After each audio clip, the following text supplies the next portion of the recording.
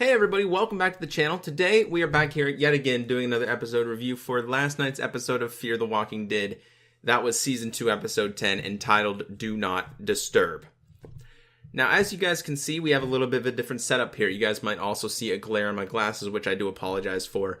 There's not too much I can do about that, but I am working on a solution. I don't have contacts right now, so that's not really a suitable option, so I have to see. It's as simple as that. It doesn't get any more simple.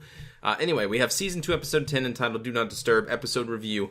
Hopefully you guys will enjoy. As you guys can see, we're doing it a little bit differently. We have the face cam set up this time instead of the gameplay in the background, so hopefully this will be much more relatable to you guys who actually watch this. I know a lot of you guys that watch the reviews and predictions for Fear the Walking Dead and The Walking Dead aren't really into gaming. I am a gaming channel for the most part, but you guys who come here for the predictions and the reviews, you guys just don't want to see gaming all the time, right? I get that. I understand that. So that's why I got the face cam. I got the face cam for some of my gaming videos to make people happy, and I got the face cam for you guys who watch my predictions for Fear the Walking Dead and The Walking Dead, and my reviews and everything like that. I got the face cam for you guys as well to make you guys happy. Hopefully it'll be a little more like what you're used to seeing with other review channels, okay? With the face cam and not gameplay in the background. It was an element to those videos that wasn't really well received all the time, which I understand, right? Not a lot of you guys are gamers, I get it. So with that all out of the way, let's go ahead and get into the episode review, guys. Now, as always, I am reading the recap on AMC.com, which you guys can follow along with. It's just there to basically remind me of some things that happened.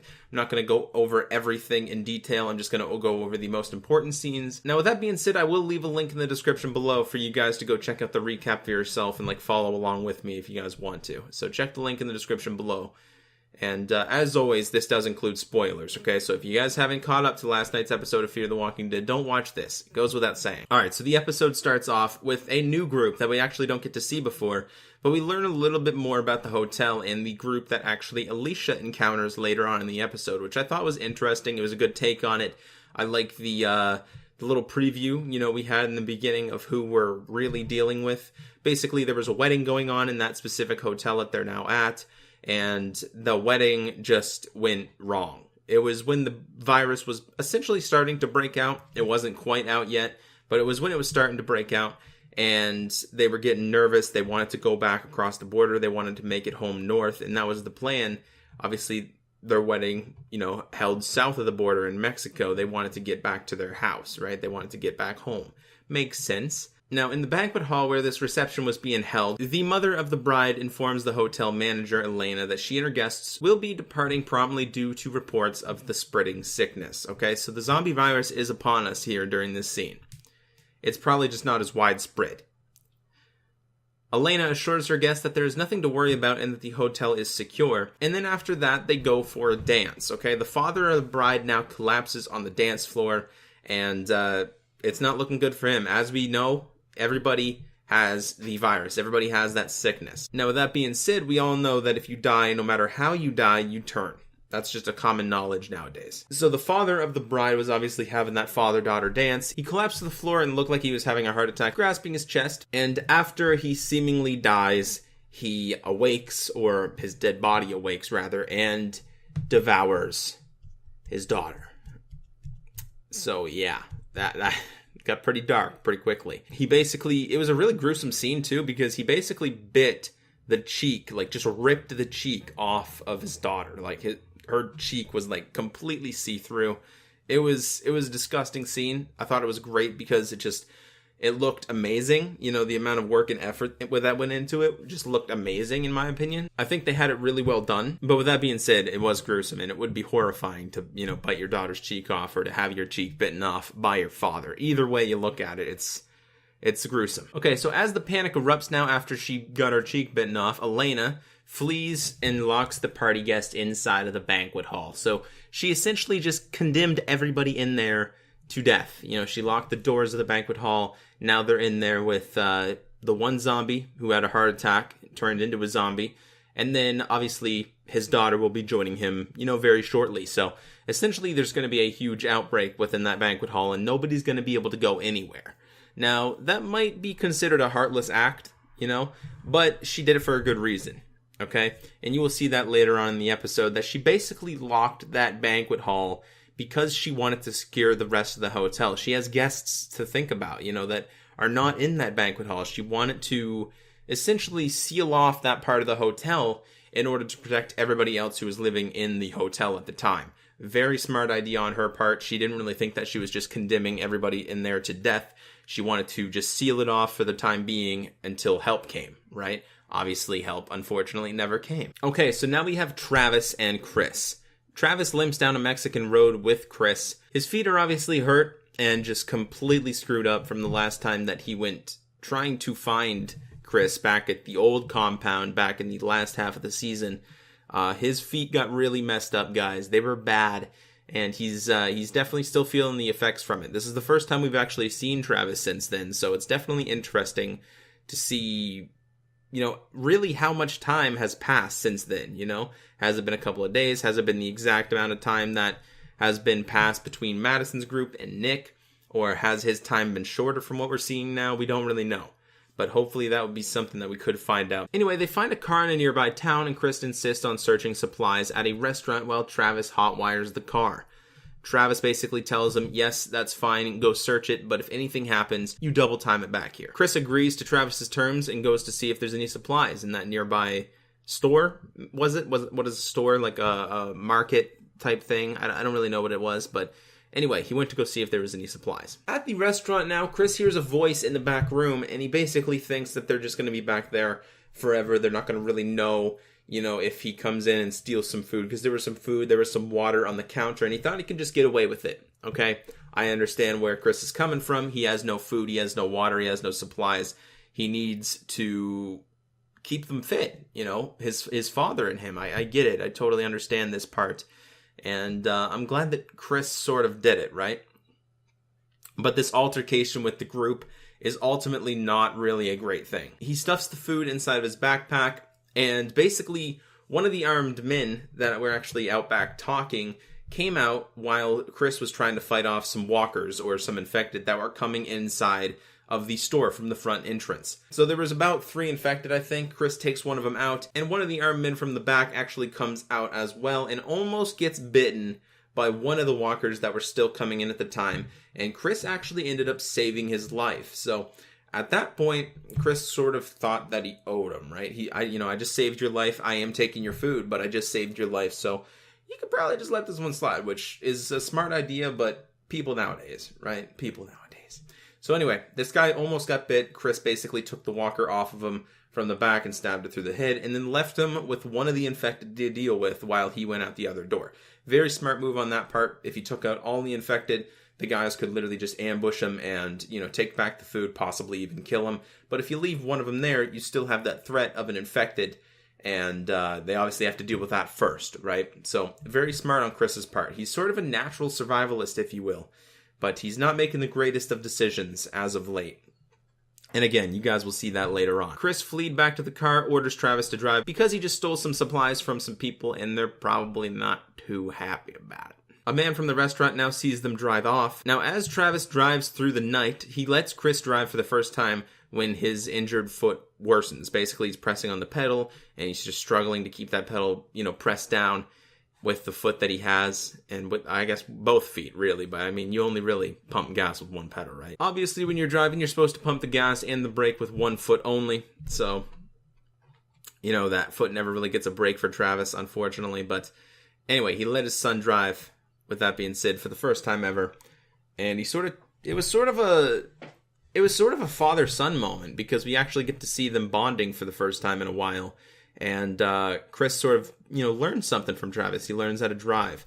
Obviously, he's not going to be a spectacular driver right off the bat, but he does end up saying that it's actually pretty easy, which driving is not really that difficult. All right, so now we get to see some of Alicia, and she hides basically from an infected roaming the hallways of the beach hotel. She prepares to leave the room. This was actually something that we actually get to see in the sneak peek as well for this week's episode of Fear the Walking Dead, which I thought was awesome. I did a little review on it back in the predictions video. I thought the sneak peek was really cool because we get to see, sort of Alicia doing her thing. She was doing her thing with the butterfly knife, and I thought that was really neat. By the way, I have a butterfly knife if you guys are interested. I don't know, but maybe I can show you some tricks sometime if you guys would be interested. I don't know. definitely let me know, because it's not a real butterfly knife, unfortunately. They're illegal in Canada, but it is a practice one. It's a practice battle saw, and it's pretty cool. I've gotten pretty decent with it. I know some like beginner tricks, and I know that's completely irrelevant, but if you guys would be interested in that, make sure you go down, smash that like button, and let me know. With that being said, she prepares to leave the room, but stops when an infected lunges at the door. Now back with Travis and Chris, Travis assures Chris that the world will return to normal one day. Okay, it has to. He can't give up on that thought. He can't give up on that aspect. And this is something that we actually seen in the San Diego Comic-Con trailer for Season 2B of Fear the Walking Dead. This is something that we actually get to hear Travis talking about. And he brings it up, obviously, now with Chris. Chris is skeptical, but like Travis says, he can't really give up on that opinion of his, that it should eventually come back to normal. You know, he can't give up on all hope. When the car runs out of gas now, Travis and Chris start a campfire near the road. Travis suggests that they find a house in an elevated location that would offer a good vantage point. Travis is actually a pretty good survivor as well, thinking of these ideas, and just, he's like thinking ahead of time. You know, he's planning for the future. Very good on him. But at the same time, he's not really great at surviving in the moment. You know, making those split-second decisions that could be life or death. He's not really good at those decisions, in my opinion. You know, he's sort of just gotten lucky up until now, if you ask me. So if he gets better at that, he could be a pretty well-rounded survivor and a leader to the group. Anyway, after they stop that conversation while they having a fire and cooking food, a truck parks on the road, and it's the men from the restaurant. The men that Chris actually saved somewhat, and obviously stole some food as well. Travis and Chris hide in bushes, and Chris tells Travis that he stole food from the men at the restaurant, and the men find their campsite and shout promises not to hurt whoever is hiding in the bushes. Travis and Chris now come out of hiding. Obviously, they know they're there. Why bother hiding anymore? They'll eventually find them, especially when it turns morning. And the men, which is Brandon, Derek, and James, invite Travis and Chris to eat with them. Okay, so they basically have a campfire together, I guess. Anyway, back with Alicia now. She ventures outside the room and gets cornered by infected. Again, this was another sneak peek to this week's episode of Fear the Walking Dead. She ventures outside the room looking for Ophelia and gets cornered by infected in the hallway, and she's able to escape by basically opening an elevator shaft and leaping into that elevator shaft. The elevator was unfortunately down, so she couldn't go into that and use that or anything, but that actually played out to her advantage because she was actually able to leap onto the cables and then shimmy up to the next floor, where oddly enough, there was a girl actually waiting for her there. A woman. The same woman who locked the doors to the banquet hall with that wedding going on. So she is still alive. Her name is Elena. She rescues her, but now threatens her with an axe. Questioning Alicia, where is he? Obviously, Alicia has no clue what the heck she's talking about, so that's where the scene ends right there. Travis informs Brandon's group that San Diego, which is their hometown, is destroyed, unfortunately. Obviously, they've seen San Diego basically burn and go up in flames at the, I believe, the start of Season 2, if I do remember correctly. Brandon offers Travis and Chris a ride to the U.S. Travis declines, but accepts a ride over to the next town. Alicia now asks Elena to help lure the infected out of the stairwell so that she can go downstairs and find her mother, Madison. Elena explains that the wedding party guests took her nephew, Hector, hostage because they want her keys, which provide access to every single hall and building in the hotel. Alicia offers to help Elena find Hector in exchange for Elena's help getting downstairs to find her mother. So it's like sort of an even swap, right? So Alicia's sort of using her to her advantage, but at the same time, she's sort of, you know, a girl of her word. I don't think she would ever double-cross anybody like that unless it was somebody really bad. Anyway, back with Chris and Travis. Chris tells Travis that they should join Brandon's group, but Travis worries that the men are too dangerous to be trusted. Fair point, okay? Fair point, and Travis is spot on with this one. But Chris is unfortunately just too blind. You know, he's too far gone at this point. He's sort of in the mindset that these guys are in. You know, he's not really normal. He thinks that the apocalypse has made him stronger, and that's not a horrible way to think, but when that's all you think about, that is not good. Again, this is all in a nutshell, guys, okay? So if you guys want to experience the real episode, I'm trying not to make these reviews and predictions as long as they have been, because I just don't have the time to, you know, sit here and edit them constantly when I have other videos to work on. So I'm trying to speed these videos up for you guys so that you guys can watch these predictions and reviews like a video on YouTube instead of having to watch a whole other episode of like The Walking Dead or Fear the Walking Dead. So with that being said, let's get into the end of the episode. Back at the hotel now, Alicia lures the infected from a stairwell into a room, and Elena shuts the door behind them. Trapped inside now, Alicia runs to the balcony and closes the sliding doors. So this is exactly what Elena and I believe her nephew Hector did to actually lure the walkers inside of the rooms and then put those signs on the outside saying, like, do not disturb, right? Very smart plan. Lead the infected into the rooms so that they're not a danger to other people in the hallways. Unfortunately, she can't do it with Hector right now because Hector's a little tied up, no pun intended, so she did it with Alicia. Because Alicia obviously has to get down, try to save her mother. Which, as far as we know, she's actually inside of that bar area, trapped with Strand. Anyways, Alicia is trapped behind that sliding door, and from an adjacent balcony, Elena appears and helps Alicia scale her way across the hotel balconies to safety, to another balcony, essentially. So they tied up like a little piece of fabric or something on the outside that she could hold on to and shimmy her way across to another balcony. While looking down, she could literally fall to her death. Like, it was crazy high. Alicia and Elena make their way to the banquet hall. Elena admits that she locked all of the party guests inside to contain the illness, and now they hate me, she says. Alicia says that her group has done worse and vows to keep Elena safe.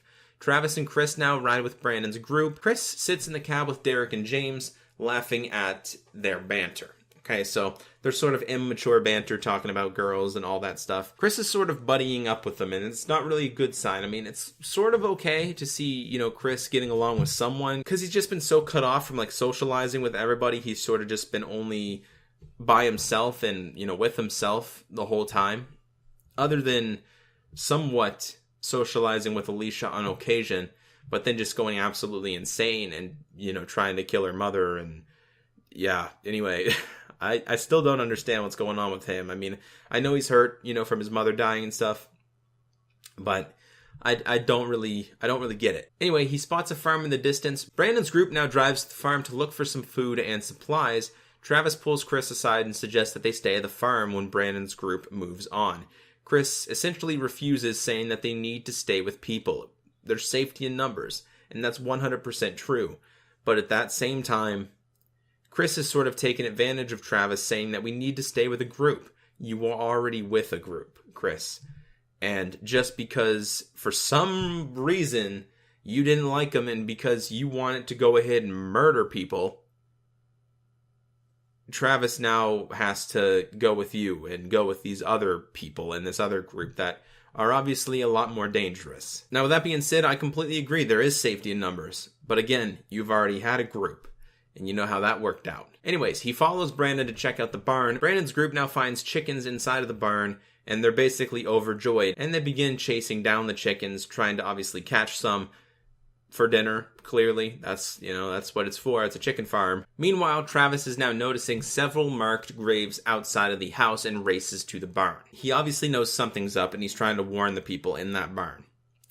Alicia and Elena find the doors to the hotel bar barricaded. Inside the bar now, a herd of infected pounds on the doors. A small group of wedding party guests approaches them in the lobby from behind, holding Elena's nephew, Hector. So it was his nephew. Hostage. Elena now gives them their keys. They're trying to work something out. Anyway, she reluctantly gives them their keys. They let Hector go.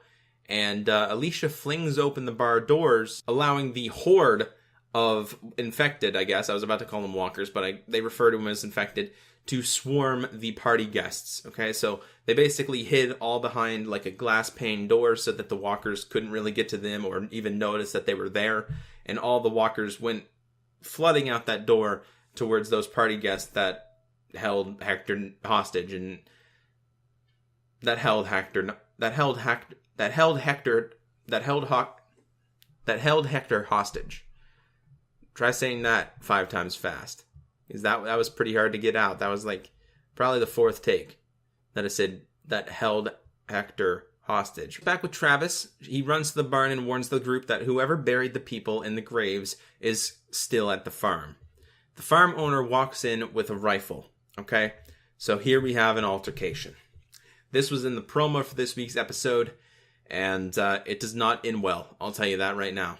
So the homeowner essentially runs in with the rifle, wanting them to obviously get off of his property. Travis now insists that they leave and let the man keep his farm. It's not fair. You know, it's his farm. He was living here. His family are buried here. Alicia now looks for Madison in the bar. She sees a clearly infected woman in a flannel shirt and assumes the worst.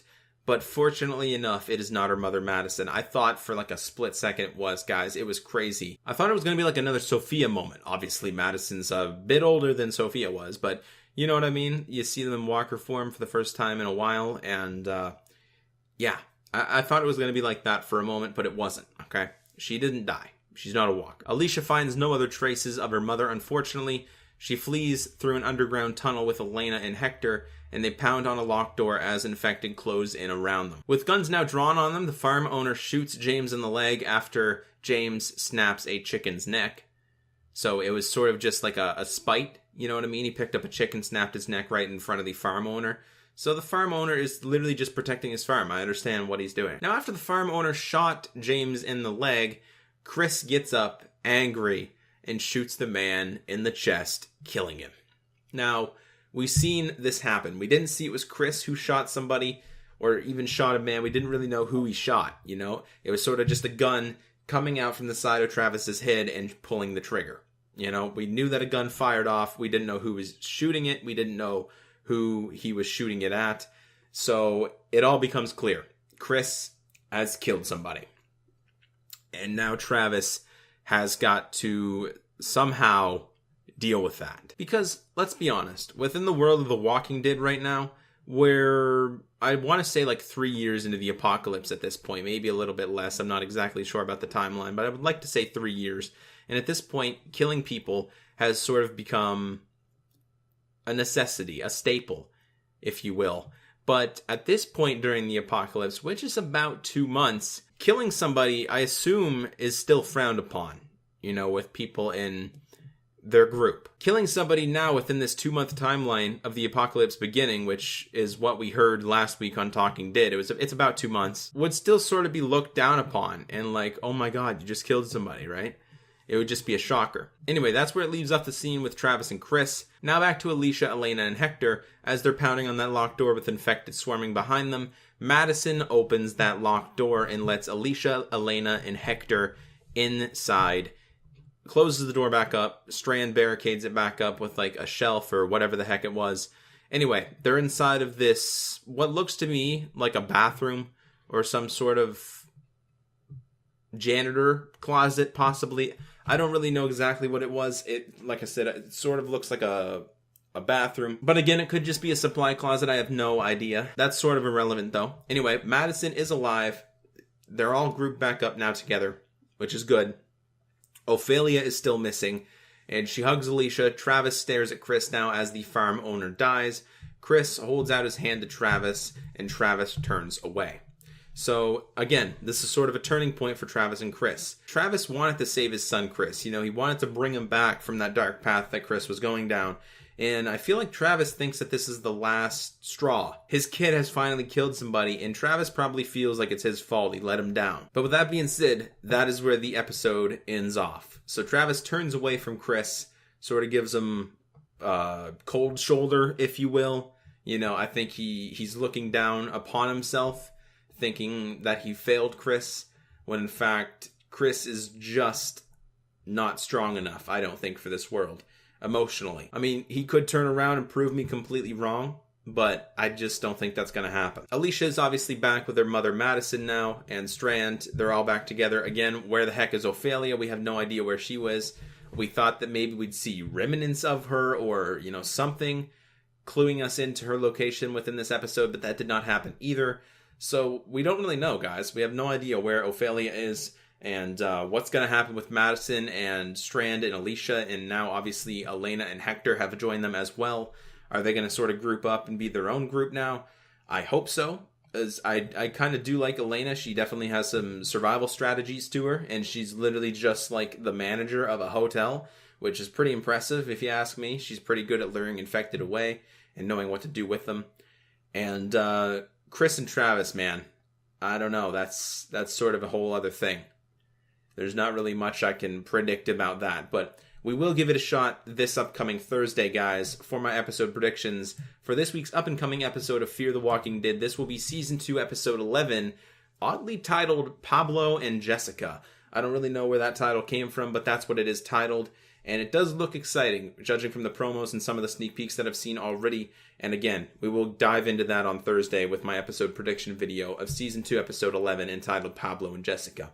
I will see you guys then if you only watch my reviews and my predictions. If you guys watch my other gaming content, I will see you guys tomorrow.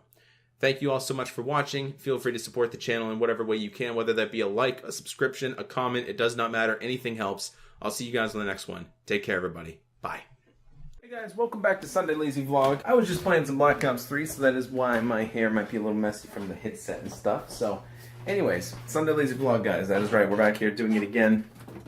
And today, I don't really have a lot to talk about, just like, normally.